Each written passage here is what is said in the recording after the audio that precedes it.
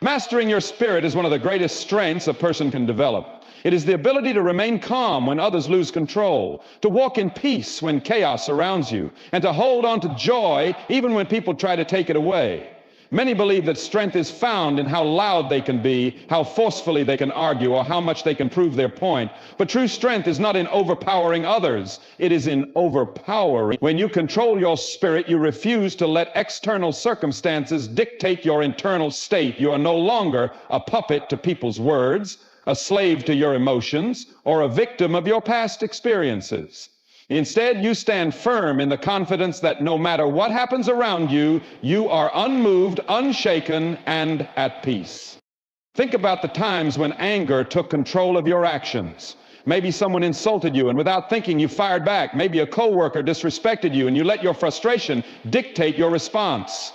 In the moment, it may have felt justified, but what did it accomplish? Did it bring peace? Did it resolve anything? Or did it only escalate the situation and leave you feeling drained? There is power in restraint.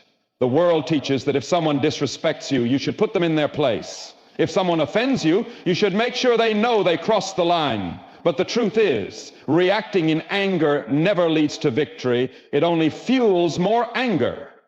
The enemy wants you to react because the moment you do, he gains control. He knows that if he can get you angry, he can cloud your judgment. If he can get you offended, he can steal your focus. And if he can get you to act out of emotion, he can lead you away from wisdom. Mastering your spirit is not about ignoring injustice or allowing others to take advantage of you. It is about knowing that you don't have to fight every battle that comes your way. Not every insult deserves a response. Not every argument is worth your energy. When you understand this, you start walking in a new kind of power, the power of self-retrieve. People will say things to provoke you. They will try to push your buttons. They will test your patience, whether intentionally or not. But when you are in control of your spirit, their words lose their power over you. You don't have to defend yourself because you know who you are. You don't have to prove anything because you are secure in your identity. And you don't have to seek revenge because you trust that justice belongs to God. Think about the strongest people you know. They are not the ones who explode in anger, nor are they the ones who let emotions dictate their decisions. They are the ones who can stand in the middle of conflict and remain calm. They are the ones who can hear an insult and not be shaken. They are the ones who choose wisdom over reaction, peace over strife, and patience over frustration. That is real strength. Controlling your spirit also means knowing when to walk away. Some battles are not meant for you to fight. Some conversations are not worth engaging in. When you recognize that arguing with a fool does not make you wise, but only lowers you to their level, you will start choosing peace over conflict. There are people who thrive on drama, who look for ways to stir up division, and who love to pull others into their negativity. But you don't have to participate. When you control your spirit, you refuse to give them what they're looking for. Mastering your spirit is a daily practice. It requires discipline, self-awareness, and an understanding that your emotions do not have to control you. You may feel anger, but you don't have to act on it. You may feel frustration, but you don't have to let it dictate your behavior. There's a difference between feeling something and letting it control you. Feelings are temporary, but the decisions you make in the heat of emotion can have lasting consequences. Imagine how much lighter your life would be if you stopped reacting to every offense. Imagine the peace you would feel if you no longer allowed people's words to disturb you. The moment you decide to control your spirit, you take back the power that others have tried to steal from you. You become unshakable, immovable, and steadfast. You become a person of wisdom, of patience, and of true strength. A person who has mastered their spirit is a person who cannot be manipulated, cannot be provoked, and cannot be distracted from their purpose. They are not led by emotions, but by wisdom. They do not live in reaction, but in control. And when others look at them, they see something different, something rare. They see a strength that is not of this world. There are many burdens people carry in life, and one of the heaviest is the burden of offense, anger, and the need for justice. When someone mistreats you, when they speak against you, when they betray your trust, the natural reaction is to hold on to that pain. You replay the words in your mind. You imagine what you should have said, and you let bitterness take root in your heart. But carrying that weight does nothing but harm you. It steals your peace, drains your energy, and keeps you trapped in a cycle of resentment. That is why the greatest thing you can do is give it to God. Giving it to God does not mean you ignore what happened. It does not mean you pretend it didn't hurt or act like it doesn't matter. It means you make a decision to release it into the hands of the one who sees all things and judges righteously. It means you trust that God is your defender and that he will handle. Too often, people waste their time and energy trying to fight battles that were never theirs to fight in the first place. They try to prove themselves to others, try to make people see their side, try to get even with those who have wronged them. But in doing so, they only hurt themselves. God did not call you to carry the weight of every offense. He did not create you to live in frustration over things you cannot control. He called you to walk in peace, to trust in him, and to leave justice in his hands. When you hold onto anger, it only builds inside of you, poisoning your heart and clouding your mind. But when you release it, when you truly let it go, you experience a freedom that no amount of revenge could ever bring. Many people struggle with this because they believe that if they let go, they are letting the other person win. They think that forgiving means allowing someone to get away with what they did. But that is not true. Letting go does not mean approving of the wrongdoing. It means you refuse to let it have power over you. It means you trust that God sees every injustice and that he will deal with it in his perfect timing. Some wounds are deep. Some betrayals cut so severely that it feels impossible to move on. But the longer you hold on to the pain, the more control it has over you. You may think you are punishing the other person by holding on to resentment, but the truth is you are only punishing yourself. They move on with their life while you stay bound by anger. They sleep peacefully while you stay awake, replaying the past. But when you surrender it to God, when you say, Lord, I give this to you, you take back your peace. God is just. He's not blind to what was done to you. He knows every word that was spoken, every action that was taken, and every moment you suffered. But he also knows that his plan for you is bigger than the pain you experienced. He knows that if you stay stuck in resentment, you will never walk in the fullness of what he has for you. That is why he asks you to release it. Not because he doesn't care, but because he cares too much to let you stay trapped in a prison of offense. Letting go is a choice. It is not always easy, and it does not happen overnight. But each time you choose to surrender your hurt to God, each time you refuse to pick up the weight of anger again, you grow stronger. You begin to see that no person, no insult, no betrayal is worth losing your peace over. You realize that the battle is not yours, but his. People will continue to disappoint you. They will say things that hurt. They will act in ways that offend. They will make decisions that seem unfair. But when you live in a place of surrender, none of it will have power over you. You will not be controlled by the need for justice because you trust that justice belongs to God. You will not waste your energy trying to fight for yourself because you know that he fights for you. And you will not allow the actions of others to steal your joy because you know that your peace comes from him alone. Walking in love is not always easy. The world teaches that love is for those who deserve it, for those who treat you right, for those who have earned your kindness. But true love, the kind that sets you apart, the kind that reflects God's heart, is not based on how others act. It is a decision, a commitment, a way of life that chooses peace over conflict, grace over retaliation, and mercy over offense. Many people live in a constant state of strife, always engaged in battles, always looking for ways to prove themselves, always holding onto grudges. They let anger simmer beneath the surface, and at the slightest provocation it rises up, poisoning their words, their actions, and their relationships. But the problem with strife is that it never leads to peace. It never brings resolution. It only creates more division, more stress, and more distance between people. There will always be opportunities to be offended. Someone will say something that stings. Someone will overlook you, criticize you, or treat you unfairly. But when you walk in love, you make a choice not to let those things define your response. You make a choice to rise above the temptation to argue, to fight back, to prove a point. Love is not weakness. It is not passivity. Love is the strongest force in the world because it takes more strength to remain calm than to lash out. It takes more strength to be kind than to be cruel. It takes more strength to walk away from a fight than to engage in one. Strife thrives where love is absent. It feeds off pride, off the need to be right, off the unwillingness to let go of past hurts. It keeps people trapped in cycles of conflict. never truly finding peace. But love breaks that cycle. Love silences the argument before it begins. Love chooses to forgive instead of holding on to resentment. Love sees beyond the momentary offense and looks at the bigger picture. Some people believe that if they let go of an offense, they are allowing the other person to win. They feel that if they do not fight back, they are being taken advantage of.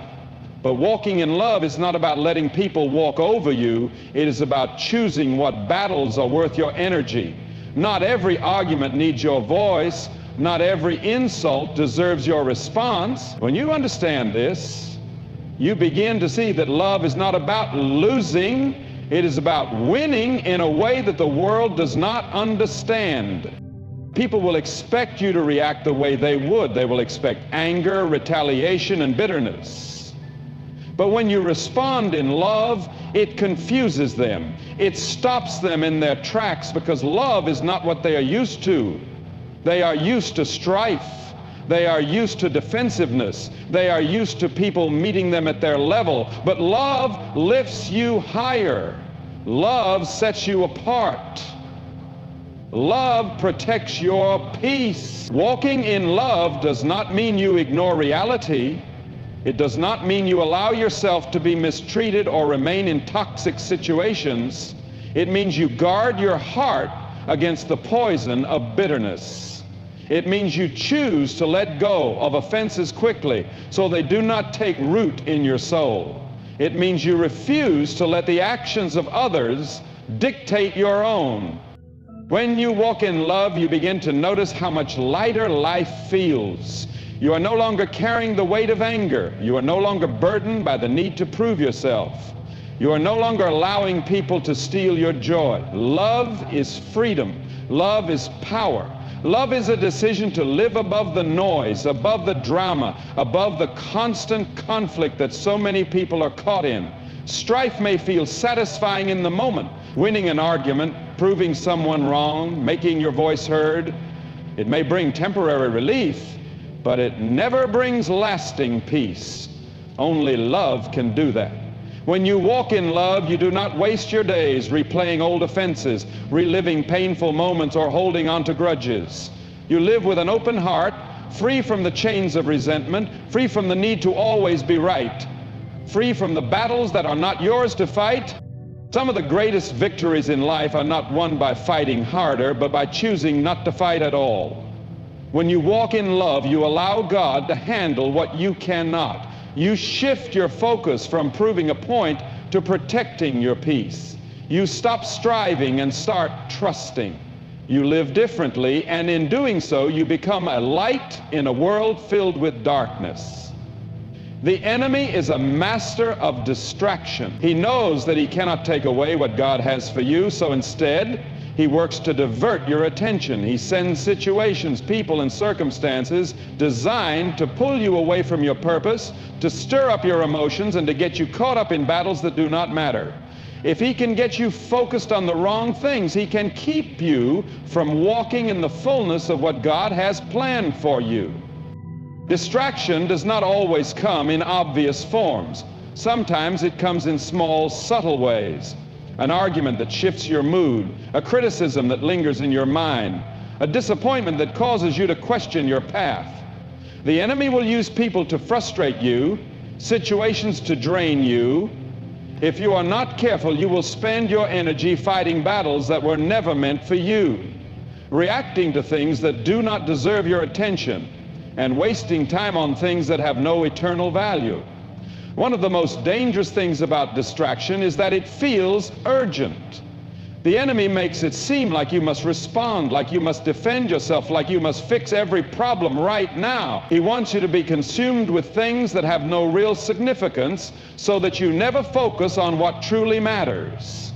He knows that if he can keep your mind occupied with petty conflicts, insecurities, and temporary troubles, you will never have the clarity to pursue what God has placed in your heart.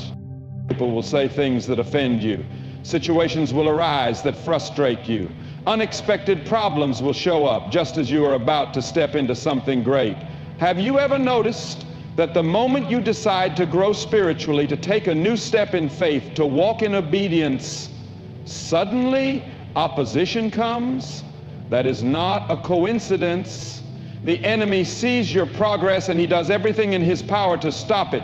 But he cannot stop what God has ordained, so he tries to stop you from believing in it. Recognizing the enemy's distraction means understanding that not everything requires your response. Not every battle is worth fighting. Not every negative comment needs your attention. There are people who are sent into your life not to build you up, but to drain you, to test you, to pull you into unnecessary conflict. The enemy knows your weaknesses, and he will use people and circumstances to trigger them. If you struggle with pride, he will send people to challenge your ego. If you struggle with anger, he will send people to provoke you. If you struggle with doubt, he will send situations that make you question your path. But when you recognize what is happening, you take back control. You stop reacting to everything that comes your way. You stop giving your energy to things that do not align with your purpose. You learn to walk away from distractions instead of engaging with them. You become more discerning, more focused, more intentional about where you place your attention. The enemy is not after your comfort, he is after your calling. He does not care if you are happy or successful as long as you are not walking in the purpose God has for you. That is why his distractions often come when you are on the verge of breakthrough, when you are about to step into something greater, when you are getting serious about your faith. He will send fear, he will send doubt, he will send unnecessary conflicts, all to make you look away from what God is doing in your life. When you recognize this, you become unshakable. You begin to see the distractions for what they are, traps meant to steal your focus. You stop engaging in meaningless debates. Stop letting criticism slow you down. Stop allowing emotions to dictate your decisions. You shift your energy from reacting to everything around you to staying locked in on what God has called you to do. The greatest victories are won by those who know what battles to ignore. The enemy wants you to waste your strength on things that do not matter, so that you have nothing left for the things that do. But when you refuse to fall for his tactics, when you keep your eyes on God, when you choose peace over chaos, faith over fear, and purpose over distraction, nothing can stop you from walking in what has already been prepared for you. Praying for those who test you is not easy. Everything in your flesh wants to respond in anger, to defend yourself, to hold on to the offense. When someone disrespects you, mistreats you, or causes you pain, the last thing you feel like doing is praying for them.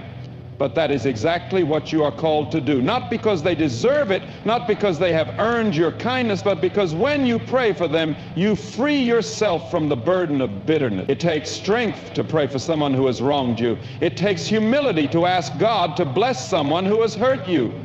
But when you do, something shifts. The weight that was sitting on your heart begins to lift. The anger that was stirring inside of you begins to fade. The thoughts of revenge and resentment lose their grip. You see, prayer is not just about changing them, it is about changing you. It is about keeping your spirit pure, keeping your heart free from the poison of unforgiveness, keeping your focus on God instead of on those who try to test you. The enemy will use people to provoke you, to get under your skin, to make you react. He knows that if he can get you angry, he can distract you. If he can get you bitter, he can harden your heart. If he can get you to dwell on the offense, he can keep you from moving forward. But when you choose to pray instead of retaliate, you take away his power. You shift the battle from the physical to the spiritual, from your hands to God's hand. Praying for those who test you does not mean you ignore what they have done. It does not mean you allow them to continue mistreating you. It means you refuse to let their actions control your emotions. It means you trust that God sees everything and he is the one who will bring justice. It means you let go of the desire to get even and instead release them into God's hands. Some of the people who test you the most are the ones who are the most broken. Hurt people hurt people. Those who are filled with anger and bitterness spread it wherever they go. They attack others because they do not know peace themselves. They criticize because they are insecure. They lash out because they are carrying pain they have not dealt with. When you understand this, you begin to see them differently. Instead of seeing them as enemies, you see them as people who need healing, people who need God's love just as much as you do. That does not mean their actions are excused. It does not mean you have to tolerate abuse or mistreatment. But it does mean that you refuse to let their brokenness break you. It means you refuse to let their negativity pull you down to their level. It means you choose to rise above, to walk in peace, to pray instead of holding on to resentment. When you pray for those who test you, you are not just being obedient. You are unlocking a new level of spiritual freedom. You are proving that your joy does not come from how others treat you, but from your relationship with God. You are showing that your peace is not dependent on people's actions, but on your trust in the Lord. You are walking in the kind of love that cannot be shaken, the kind of love that reflects the very heart of God. There will always be people who challenge you. There will always be those who push your buttons, who speak against you, who try to bring you down. But how you respond is what defines you. When you choose prayer over offense, when you choose peace over retaliation, when you choose to let God handle what you cannot, you rise above the distractions, above the noise, above the temptation, to fight battles that are not yours to fight. God does not ask you to pray for your enemies because it is easy. He asks you to do it because it is powerful. It shifts your perspective. It strengthens your faith. It keeps your heart aligned with His. And in the process, it frees you from the weight of carrying offenses that were never meant to be yours to bear. Your worth is not determined by the opinions of others. It is not defined by your past, your mistakes, or what this world says about you. Your worth is found in God alone. He created you with a purpose, designed you in His image, and placed His hand upon your life. No person, no failure, no setback can change that. But the enemy will do everything he can to make you forget it. He will try to convince you that you are not enough, that you are unworthy, that you are insignificant. He will use rejection, criticism, and comparison to make you question who you are. But when you know your worth in God, you no longer live bound by the lies of the enemy.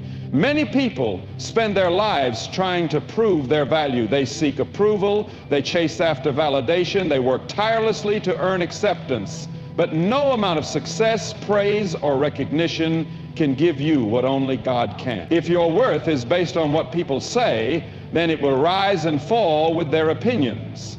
If it is based on your achievements, then it will crumble when you fall short. But when your worth is rooted in God, it is unshakable. It does not change based on circumstances. It is not dependent on other people's approval. It is secure in the truth of who He says you. Knowing your worth in God means understanding that you were created intentionally. You are not here by accident. Before you were even born, God knew you, He formed you, He set you apart, and He placed His purpose within you. The world may overlook you, people may reject you, but God never does. He calls you His own. He sees your value even when others do not. He does not measure you by the standards of this world. He sees your heart, your potential, your destiny. The enemy wants you to forget your worth, because when you do, you settle for less. You settle for relationships that do not honor you, for situations that diminish you, for thoughts that tear you down. You accept lies instead of standing on the truth. But when you know who you are in God, you refuse to settle. You do not waste your energy chasing approval, because you already have the approval of the one who matters most. You do not shrink yourself to fit into places that were never meant for you. You do not allow the words of others to define you, because you know that only God has the final say over your life. The world tells you that your worth is based on how you look, how much money you have, how many people admire you. It tells you that you need to compete, to strive, to prove yourself. But God says you are already enough in Him.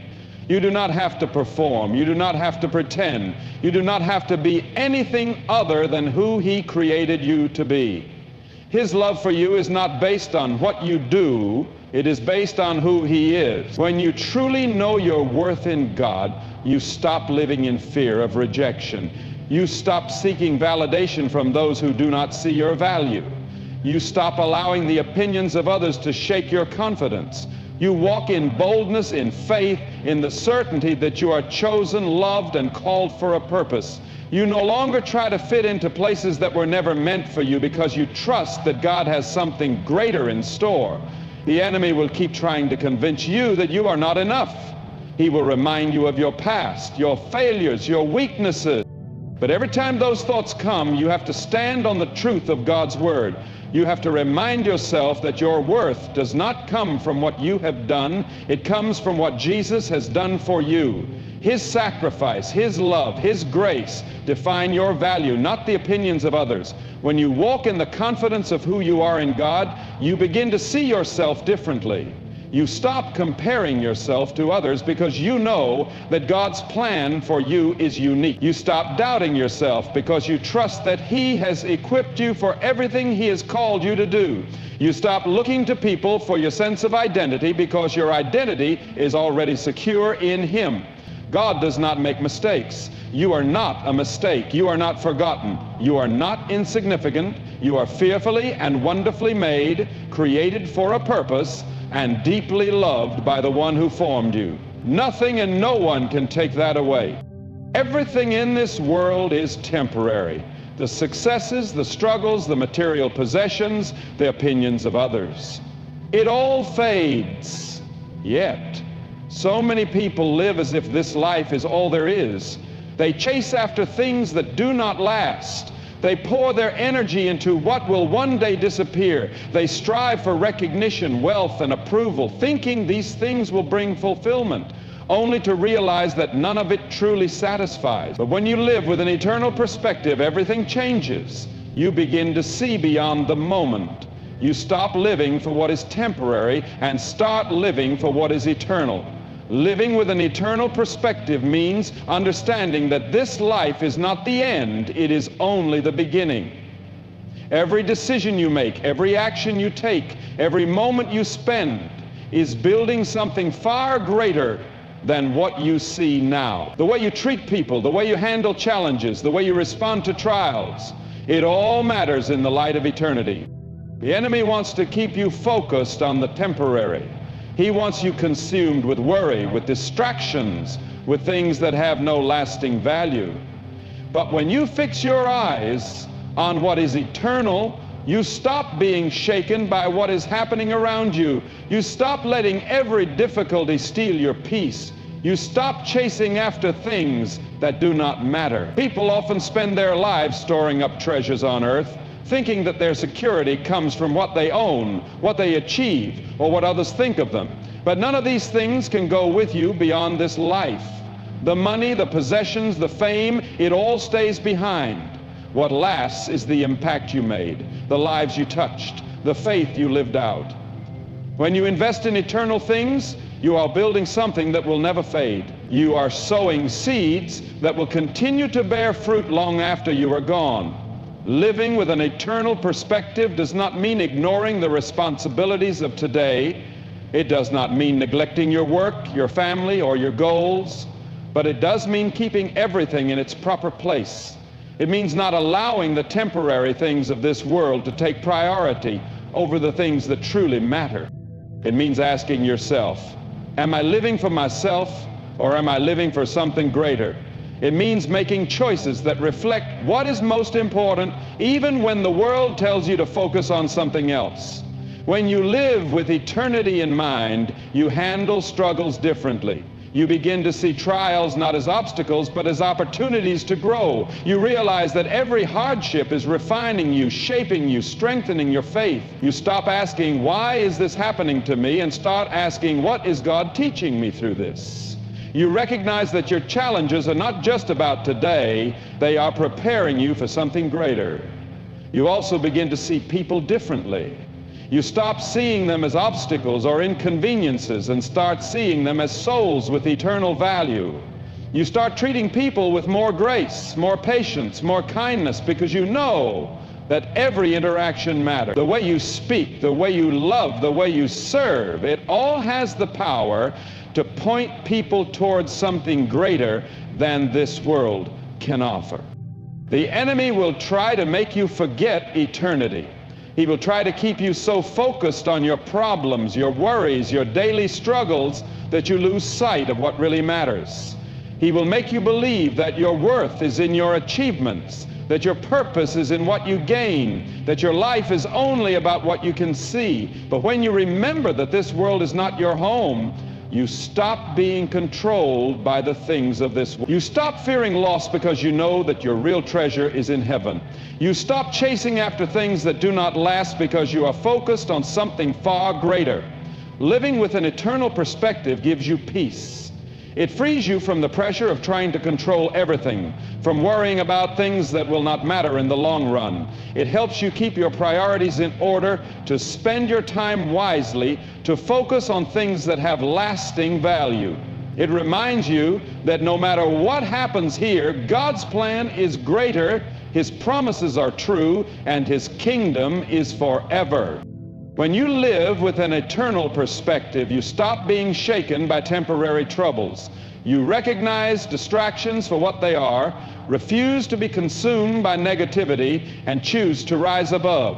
You do not allow anger, resentment, or the actions of others to control your spirit. Instead, you surrender everything to God, walking in love, praying for those who test you, and keeping your heart free from bitterness. You understand that your worth is not defined by the world, but by the one who created you. You refuse to settle for less than God's purpose for your life. The enemy will always try to pull you away from your calling, using distractions, offenses, and lies to make you forget who you are. But when you recognize his tactics, you take back your power. You stop reacting to every offense. Stop chasing after temporary things and start living with your eyes fixed on eternity. You trust that God is in control, that He sees every challenge, every injustice, every sacrifice. You do not waste your energy on meaningless battles because you know that your true reward is in Him. Life is too short to live burdened by things that do not matter.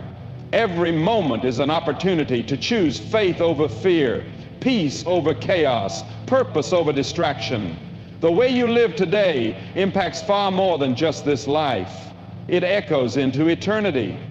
When you keep your focus on God, trust in His plan, and refuse to be moved by the things of this world, nothing can shake you. You walk in confidence, in strength, in the unshakable truth that you belong to God, and nothing can take that away.